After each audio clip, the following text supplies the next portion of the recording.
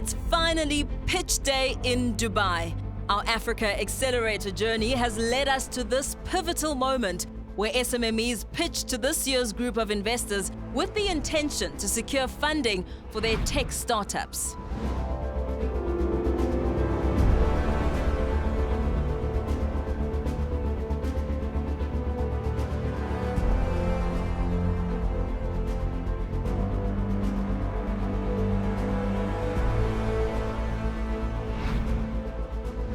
Welcome to the final pitch.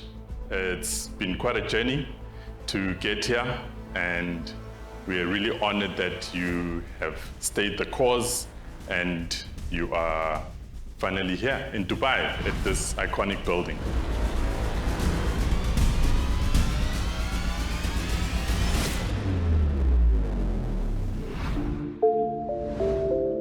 The investors have taken their seats and others have logged in virtually.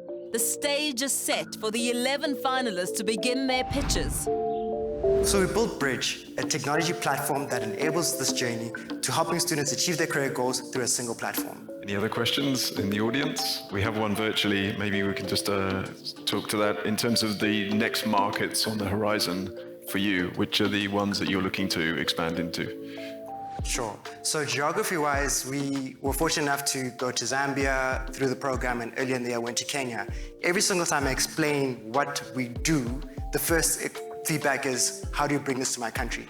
So big countries which have similar demographics or similar structures to South Africa in terms of point systems and access is Nigeria, which has a massive market, quite complex. But through democratizing the information which we have for our customers, we make it easier for them to know which pathway they can pursue, not just within their own countries, but even to other countries across the continent. Dubai is quite an experience. I think what's exciting is just how the place grows, how the place is excited about its own growth and its own motion, and you kind of want to take that same energy to the continent.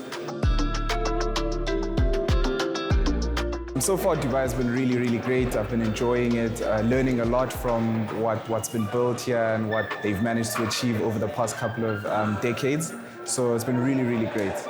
What are your plans as you onboard new languages to make sure that translation happens in a way that customers can understand? With this type of solution, the data you collect and the data you use to train your models is key. We ensure that it's as representative as possible of the spoken version of the language. Less than 4% of total bank lending goes into the agriculture sector annually. We went one step further to digitize the agricultural value chain to make sure farmers can access everything they need to be successful. Could you tell us a little bit around some of the digital adoption piece and then sort of the data that you use to credit score these farmers, just given that they're largely offline? For us, the major channel that the farmers access our service is via USSD. So it's not something complicated. It's not even a web app. It's not even a mobile app. It's USSD that they've been used to. Obviously, this is a B2B solution, so your sales team, your sales approach is very important. Maybe you can elaborate on that, please. We have salespeople that go do B2B direct sales with these businesses. We reach out to them. We understand their products and we tell them we show them actually how we are able to help them make their processes better.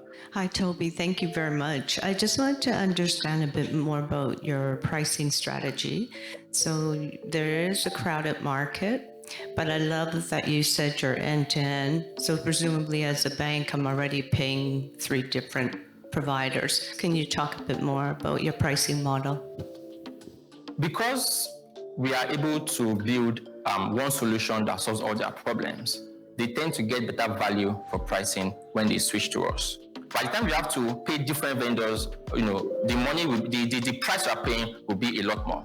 But if everything is in one place, we also give some discount when our customers use more products on our suite. Because that way, we are able to make revenue from different modules that they are using on our platform, which is better value for them. This is sort of where it all comes together, getting a chance to both present, meet investors. Do you have a small supply of service providers that you guys sort of pay full time? We've seen a few businesses do that. In terms of the partners, for example, Raifeng, we have a Raifeng Academy. We make sure that everybody that goes through there is qualified. You're right that we tend to tighten up the team to make sure that they're fully trained and deployed. Social media has become the preferred destination for many online shoppers on the continent. There's a little bit of nerve in there, but that's good. It's good adrenaline to help us, drive home the story that we are trying to tell. So yeah, I'm excited. We are here to have all the engagements and conversations with investors who can actually power and back us to be able to build the solution better together. I'd love for you to share just a little bit more on the Care Now, Pay Later platform that you're building. Care Now, Pay Later has 3 phases. Phase 1, the ability to lend people virtual credit to be able to talk to doctors if they don't have airtime. Phase 2, impact and revenue. We're able to onboard millions of people into insurance. We're partnering with local insurance companies in each local government insurance companies to be able to lend money to people towards their insurance. We want to be the default savings group platform in Africa in 5 years' time. I want to connect with the right investors. I'm looking for impact investors who see what I do, have a passion for what I do, and are committed to wanting to work with me and my business. Explain why you're focusing only on women. Obviously, it's an important group, but horizontally, you could maybe also attract men. In our culture of Francophone Africa, 90% of people who do Roscas, we call them tontines in French, are women. That is reflected also in our platform.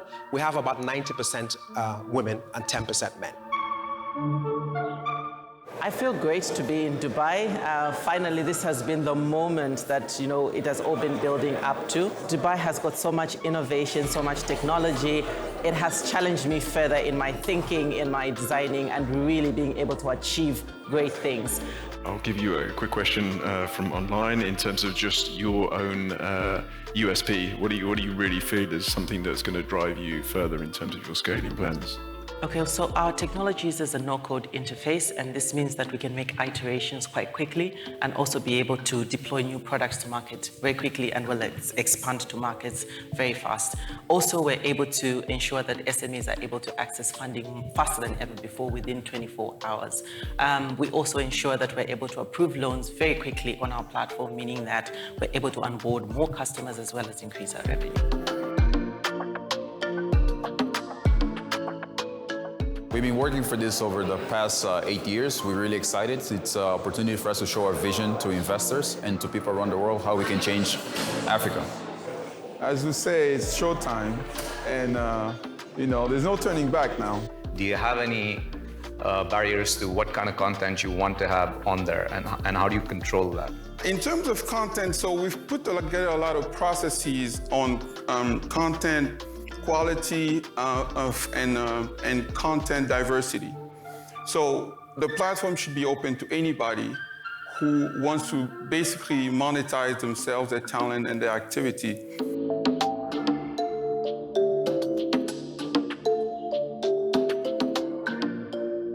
With that, our final 11 SMMEs have come to the end of the MultiChoice Africa Accelerator journey.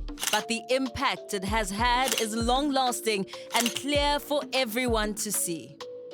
Mr. Andrew Lebona, the South African Consular General Dubai, had this to say from what he saw during the pitches. This workshop on entrepreneurship, you've highlighted the importance of being involved in the world, and we need to get involved at an early age in new technology. And MultiChoice can play a big role in assisting public sector, governments, to show them the importance of having a viable economic sector. The 2023 MultiChoice Africa Accelerator was indeed a great success, as Dr. Kia Modimoeng, Group Executive of Corporate Affairs and Stakeholder Relations at MultiChoice Africa, can attest.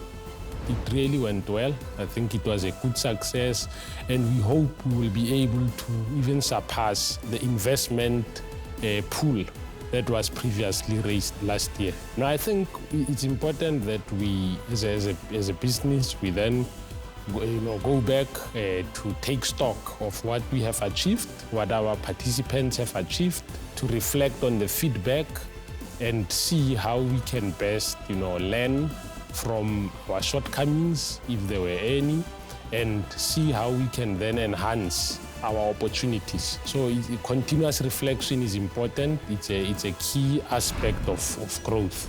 And on that note, it was now time for our 2023 cohort to reflect on the journey that was behind the backdrop of the Dubai desert. Catch that after the break.